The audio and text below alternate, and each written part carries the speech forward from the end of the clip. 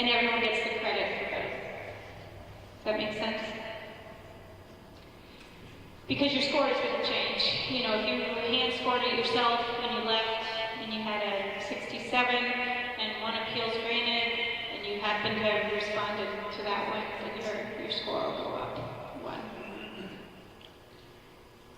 Any other questions about the written exam? Is that what you meant?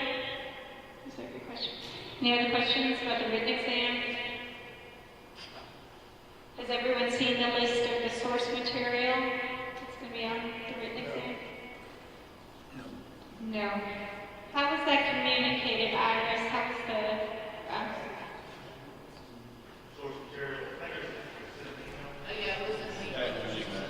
There should be a list for lieutenant and there's a separate list for all. Okay, see the email that went out today, the one announcing the orientation or the one announcing the job order? Okay, so there was an email that went out today announcing this job posting and how to apply for it and everything, and evidently that had the list of what the source material is, the textbooks that are going to be on it, and the policies and procedures. So you can check with Iris if there's any questions, if you didn't get it or something. Any other questions? Does anyone need a break, or should I keep going? Get through this. Okay, on to the assessment center. How many of you have been through an assessment center before and are familiar with the process? So about that. Okay, I'm going to start by talking kind of generally about assessment centers and what they are, and then I'll talk specifically about these and what types of exercises you might see. So an assessment center, how it's defined, what are the critical components of an assessment center? There are multiple job-related exercises. So in this case, each of the 3 assessment centers will have 3 exercises in it, and all of them are job-related. 1 or more is a realistic simulation, so 1 or more you'll actually be acting in that position. Like for an example, in a tactical, you're responding in that position. We use skilled assessors, and I'll tell you a lot more about the assessors, but they are fire professionals from similar departments. And standardization, so a key part of an assessment center, and a key reason that we're here as third parties isolations, a big part of our role is that it's standardized. Every candidate has the exact same experience. Every candidate has the same prep time. Every candidate sits in the exercise room the same amount of time. Every candidate has the exact same questions.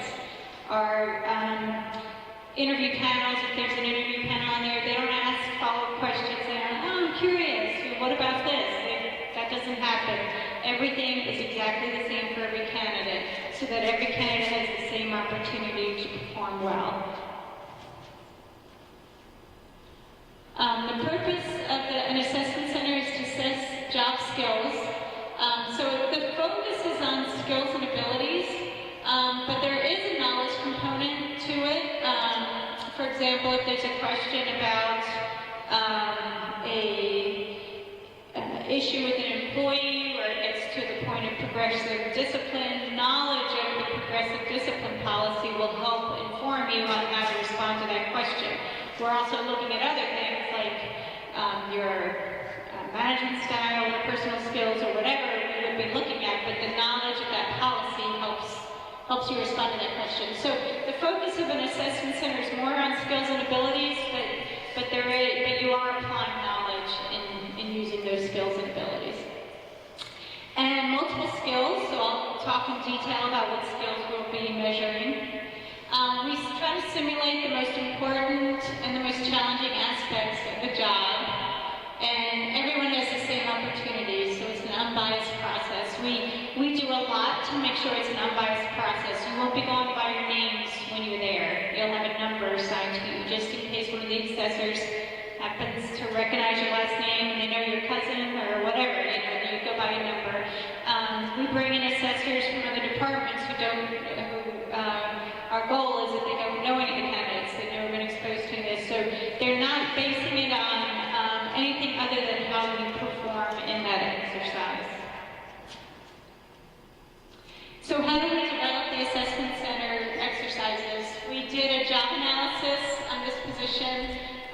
actually 2014. So we did a job analysis on lieutenant and captain. In 2014, we did an update in 2017. And we are doing a job analysis currently on the battalion chief position for that. So the result of the job analysis is we identify the essential skills that are relevant for these jobs. And how do we do that? We do interviews, we do observations, and we do a questionnaire, which many of you may have filled out way back when we did the job analysis, where we get quantitative data on what's required for these jobs. We identify job-related scenarios where the skills are demonstrated, and then we develop the exercises with subject matter experts. So we know kind of the types of exercises that usually work for these types of positions.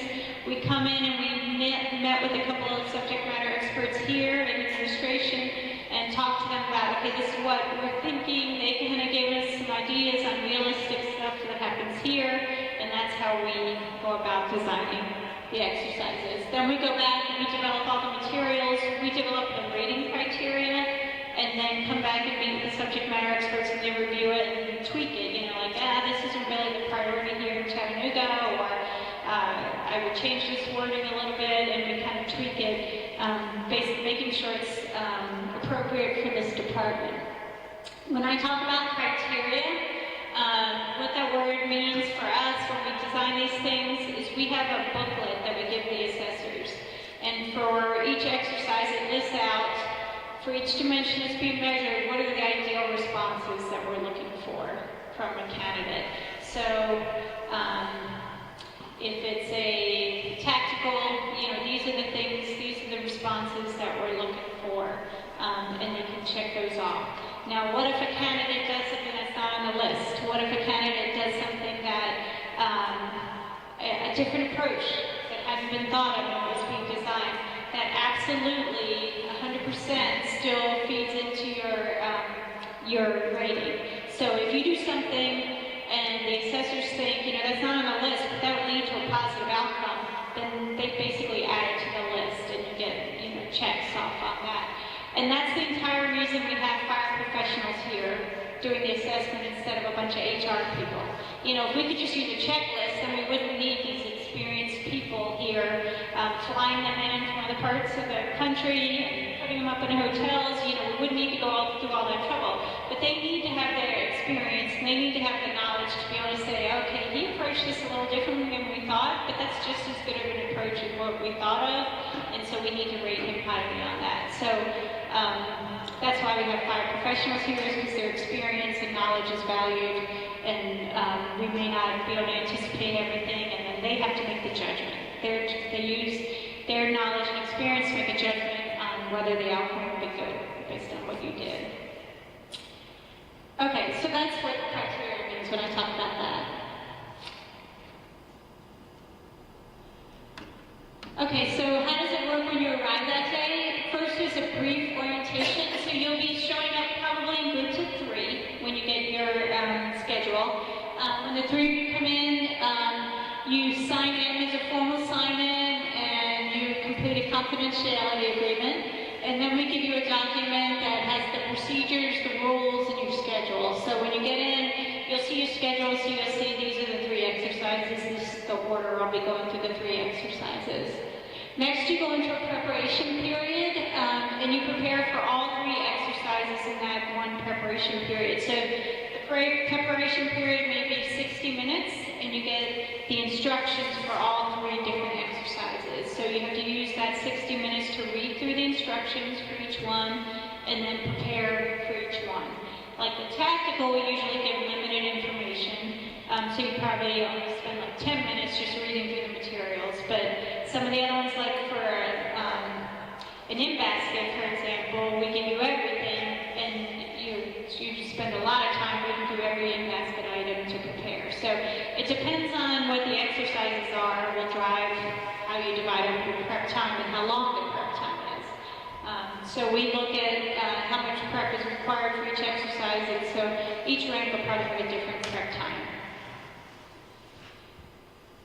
Okay, and then after the prep time, everyone has a chance to use the restroom, and then we we bring you into the exercise room. So usually the way it works is you go into one exercise and then there's about a 10 to 15 minute wait, and then you go into the next exercise and then a 10 to 15 minute wait. So you'll have a chance in between each exercise to use the restroom or get some water, and then before you go in, you have a couple minutes to look through your notes just to remind yourself of what the next exercise is.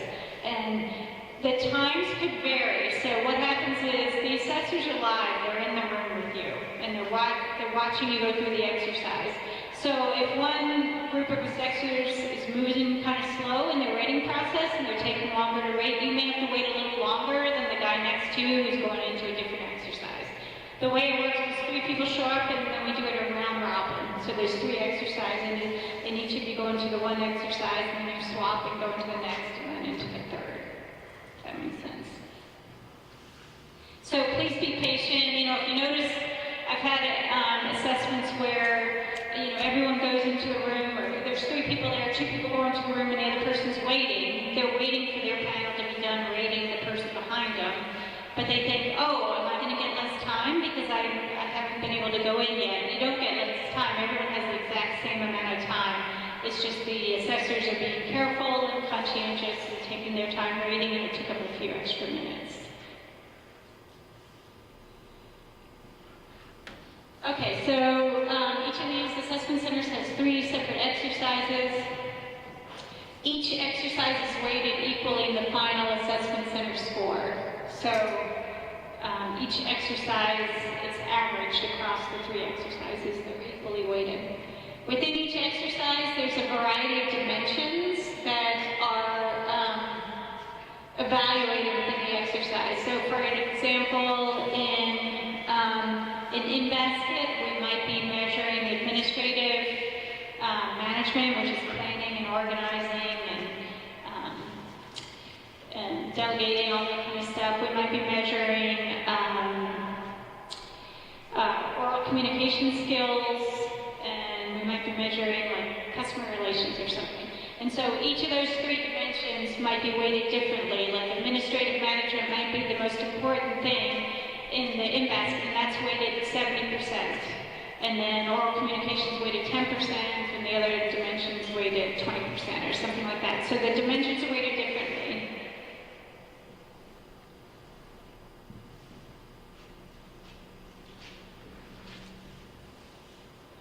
Okay, and we selected the exercises that could be standardized across candidates. So we knew, we could have up to 50 candidates going through, and we wanted to make sure that it would be the exact same for each candidate, and that's part of how we design it.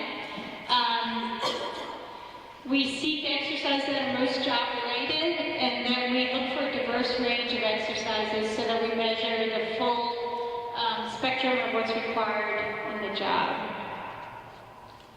So what I'm going to do next is go through each of the types of exercises that we might have and talk about each one and the pitfalls that we run into with each one. But I'm going to take a 5-minute break here because I notice some eyes are glazing over. So we'll do a quick 5-minute break and come back at 2:45 and we'll continue.